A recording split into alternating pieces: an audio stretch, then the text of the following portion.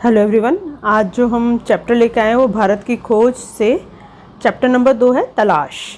इसके अंतर्गत इस वीडियो में आपके एमसीक्यू और क्वेश्चन से रिलेटेड ये वीडियो है, तो वीडियो को लास्ट तक देखना।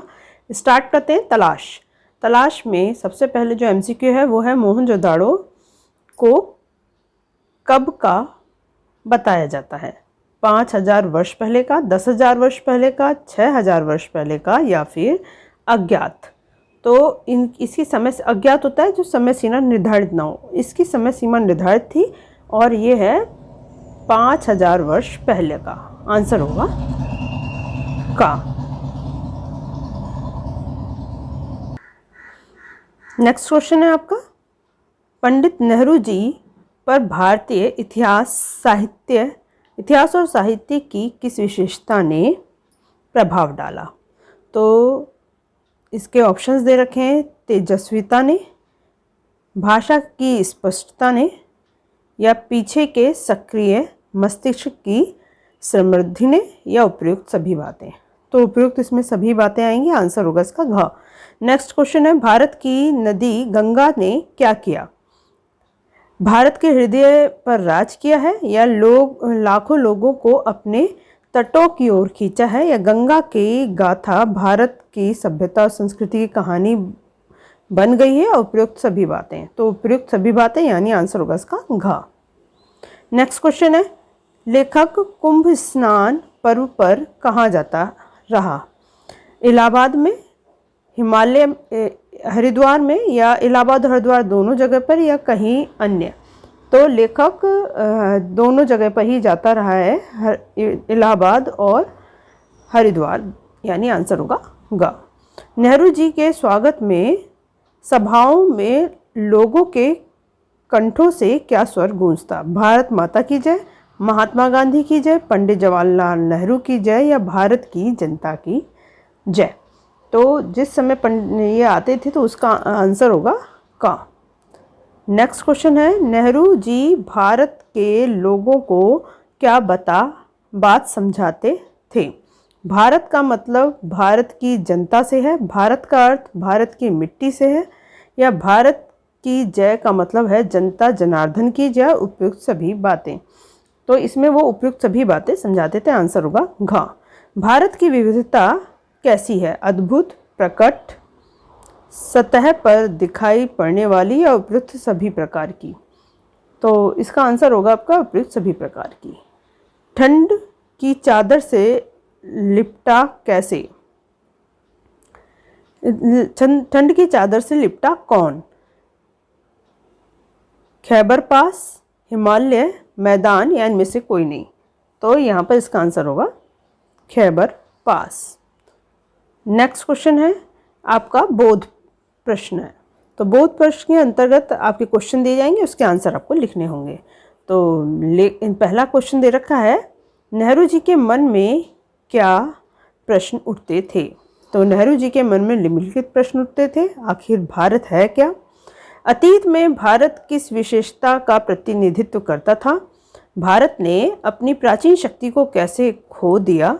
या क्या आज भी भारत के पास कुछ ऐसा बचा है जिसे जानदार कहा जा सके? या भारत का आधुनिक विश्व से कैसा तालमेल बैठता है? नेक्स्ट क्वेश्चन है, लेखक कहाँ खड़ा था? तो लेखक भारत के उत्तर पश्चिम में स्थित सिंधु घाटी सभ्यता में मोहनजोदड़ो के एक टीले पर खड़ा था। उसके चारों तरफ प्राचीन नगर के घर और गलियां बिखरी पड़ी थीं। सिंधु घाटी सभ्यता के बारे में क्या बताया गया है? तो सिंधु घाटी सभ्यता के बारे में जो बताया गया है कि पहला तो ये कि 5000 वर्ष पूर्व की बताई गई है। यह एक प्राचीन व पूर्ण विकसित सभ्यता थी। इसका आधार ठेठ भारतीयपन था। अन्य सभ्यताओं से भी इसका संपर्क रहा। लेखक पर किसने प्रभाव डाला? लेखक पर प्राचीन साहित्य के विचारों की तेजस्विता, भाषा की स्पष्टता और उसके छिपे सक्रिय मस्तिष्क की समृद्धि ने गहरा प्रभाव डाला। पहाड़ों के बारे में लेखक का क्या कहना है? लेखक का पहाड़ों के प्रति विशेष प्रेम था। कश्मीर के साथ उसके खून के रिश्ते थे। नदियों के बारे में लेखक का क्या कहना है? तो पहाड़ों से निकलकर भारत के मैदान में बहने वाली नदियों ने उन्हें बहुत आकर्षित किया। यमुना के चारों ओर नृत्य, उत्सव और नाटक से संबंधित अनेक पौराणिक कथाएं हैं। भारत के प्रमुख नदी गंगा ने भारत के हृदय पर राज किया है। गंगा की गाथा भारत की सभ्यता और संस्कृति की कहानी है। तो ये क्वेश्चंस बहुत आम हैं और ये क्वेश्चन एक जनरल नॉलेज भी कह सकते हैं इसको। नेहरू जी ने कुंभ पर्व पर क्या देखा? नेहरू जी ने अपने शहर इलाहाबाद या फिर हरिद्वार के कुंभ पर्व के मेले में जाते रहे हैं और वहाँ हजारों की संख्या में लोग आते हैं और गंगा स्नान करते हैं। नेहरू जी के अन्य किन किन ऐतिहासिक स्थलों की यात्रा की है? तो नेहरू जी ने निम्नलिखित ऐतिहासिक स्थलों की यात्रा की है, जैसे अजंता, एलोरा, एलिफेंटा की गुफाएं, आगरा, दिल्ली में बनी इमारतें, बनारस के पास सारनाथ और फतेहपुर सीकरी। इन सब की नेहरू जी ने यात्रा की थी। नेक्स्ट क्वेश्चन है, लेखक को किन किन कारणों से उत्तरोत्तर गिरावट का अनुभव होता है? लेखक को निम्नलिखित कारणों से गिरावट का अनुभव होता है। शब्द आडंबर की प्रधानता, भव्य कला एवं मूर्ति निर्माण की जगह जटिल पंचीकारी वाली नक्काशी का होना, सरल, सजीव, समृद्ध भाषाओं के स्थान पर अत्यंत अलंकृत व जटिल साहित्यिक शैली अपनाना और संकीर्ण रूढ़िवादिता। लेखक को किससे संतोष नहीं हुआ? लेखक को पुस्तकों, प्राचीन स्मारकों, विगत सांस्कृतिक उपलब्धियां समझ तो आई पर संतोष का अनुभव नहीं हुआ और न उसे वह मिला जिसकी उन्हें तलाश थी या जिसकी वह तलाश कर रहे थे। नेक्स्ट क्वेश्चन है, लेखक को किस बात से निराशा नहीं हुई? लेखक को सामान्य व्यक्ति से बहुत अपेक्षाएं नहीं रखी थी, इसीलिए उसे बहुत निराशा नहीं हुई। उसने उनसे जितनी उम्मीद की थी उससे अधिक पाया।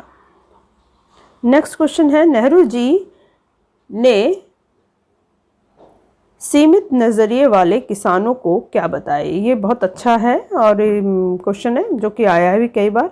नेहरू जी ने सीमित नज़रिए वाले किसानों को देश के बारे में बताया। उन्होंने बताया कि जिस देश की मुक्ति के लिए हम संघर्ष कर रहे हैं उनका हर हिस्सा एक दूसरे से भिन्न होते हुए भी भारत है। उन्होंने किसानों को उनकी सामान्य समस्याओं की जानकारी दी। भारत माता के संबंध में नेहरू जी लोगों से क्या प्रश्न पूछते थे?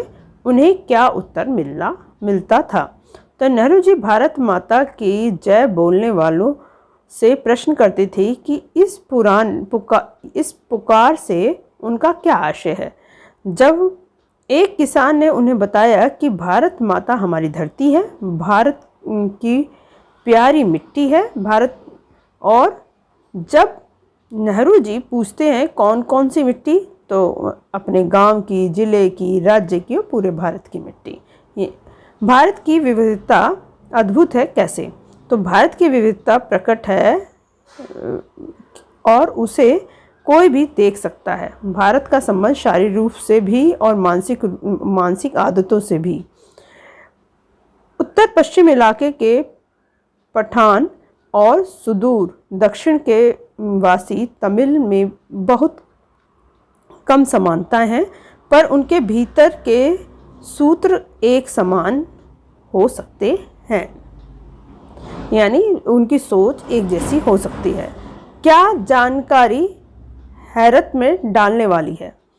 यह जानकारी बेहद हैरत में डालने वाली है कि बंगाल, मराठी, गुजराती, तमिल, आंध्रा, उड़िया, असमी, कन्नड़, मलयालम, सिंधी, प्रांत, पंजाबी, पठान, कश्मीरी, राजपूत और हिंदुस्तानी भाषी कैसे सैकड़ों वर्ष से अपनी पहचान बनाए रहे हैं।